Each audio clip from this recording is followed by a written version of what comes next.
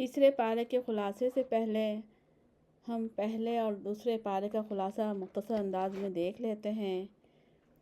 قرآن کی ابتدا سورۃ الفاتحہ سے ہوئی۔ یہ در حقیقت قرآن کا دیباچہ اور خلاصہ بھی ہے۔ اس میں اللہ تعالیٰ نے اختصار کے ساتھ قرآن کی روح کو سمو دیا ہے۔ بندے اور رب العالمین کے درمیان جس قسم کی نسبت یا تعلق ہونا چاہیے، اس کو بہت خوبی سے سمجھایا گیا ہے۔ اس کے بعد البقرہ کی ابتدا کلام اللہ کی حقیقت اور اس کو قبول کرنے کے اعتبار سے دنیا کے انسانوں کی حقیقی تقسیم کر کے سمجھایا گیا ہے۔ ہر زمانے میں تین ہی قسم کے گروہ رہے ہیں: مومن، منافق اور کافر۔ اس کے بعد انسان کی پیدائش اور خلافت ارضی کی تاریخ بیان ہوئی ہے۔ پھر مسلسل تاریخ بنی اسرائیل، حضرت ابراہیم علیہ السلام کے خاندان کے عروج و زوال کے اسباب بیان کیے گئے ہیں۔ اس کے ساتھ ہجرت کے بعد مدینہ طیبہ کے بہت سے ضروری اور وقتی مسائل کا ضمنی ذکر بھی کیا گیا ہے جو نبی صلی اللہ علیہ وسلم کو درپیش تھے۔ دوسرے پارے کی ابتدا ملت اسلامیہ کے مقصد وجود اور نصب العین کا تذکرہ سے ہوتی ہے۔ یہ اس کے فرائض میں داخل ہے کہ اپنی اصلاح و تکمیل کے ساتھ ساتھ تمام دنیا کے انسانوں تک اس دعوت کو پہنچائے، اور یہ امت اپنے بلند مقام کی حیثیت سے تمام دنیا کے نگران بنائی گئی ہے۔ اس کے بعد تحویل قبلہ کا ذکر ہے اور جس مرکز ملت پہ جمع ہونے کا سبق ملتا ہے۔ پھر اس راہ میں شہید ہونے والوں کے مقام و درجے کا ذکر ہے۔ نیز ساتھ ہی توبہ کا طریقہ اور اس کے شرائط بیان ہوئی ہیں۔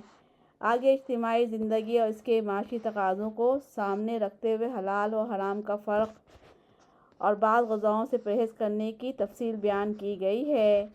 نیز اندھی تقلید اور باپ دادا کی رسموں کی نشاندہی کی گئی ہے جن سے معاشرے میں خرابیاں پیدا ہوتی ہیں۔ چھٹے رکوع میں نیکی کیا ہے، اس کا ایک جامع تصور بتایا گیا ہے۔ اس کے بعد اجتماعی تربیت کے نقطہ نظر سے ایسے مسائل لیے گئے ہیں جن سے انسان نیکی کی حقیقی روح تک رسائی حاصل کر سکتا ہے، مثلاً قصاص، وصیت اور رمضان المبارک، روزہ، دعا، اعتکاف کے مسائل کا نہایت خوبصورتی سے بیان ہوا ہے۔ 8ویں سے 10ویں رکوع میں قتال فی سبیل اللہ اور حج کے مسائل بہت خوبی سے بیان ہوئے ہیں، کیونکہ مسلمانوں کی پوری زندگی اور بقا کا انحصار انہی پر ہے۔ ساتھ ہی نفاق فی سبیل اللہ پر زور دیا گیا ہے اور جو چیزیں اس راہ میں رکاوٹ ہو سکتی ہیں ان کا تذکرہ ملے گا۔ پھر دوسرے مسائل کے ساتھ خاص طور پر شراب کی حرمت، اہل شرک سے نکاح اور ان سے تعلقات کی نوعیت، اور اہل کتاب کے ساتھ معاملات کرنے کے اصول ملیں گے۔ اس کے بعد مسلسل 4 رکوع ازواجی اور گھریلو زندگی کے معاملات پر مشتمل ہیں جو فی الواقع ایک خاندان کی بنیادی ضروریات اور اس کے تقاضوں پر مشتمل ہیں، جن میں حیض و نفاس، طلاق، عدت، مہر و رضاعت اور اس سے متعلق جملہ اہم مسائل کا تذکرہ ہے۔ دوسرے پارے کے آخری میں پھر بنی اسرائیل کی تاریخ کا ایک باب ملے گا، یعنی جالوت کے مقابلے میں حضرت طالوت کا آنا اور حضرت داؤد علیہ السلام کے ہاتھوں اس کا قتل ہونا اور حق کی فتح و کامرانی سے ہمکنان ہونا جیسا اہم واقعہ اپنے تمام پہلوؤں کے اعتبار سے نہایت مفید ہے۔ تیسرے پارے کے پہلے رکوع میں اللہ تعالیٰ نے تمام رسولوں کے درجات کا ذکر فرمایا ہے۔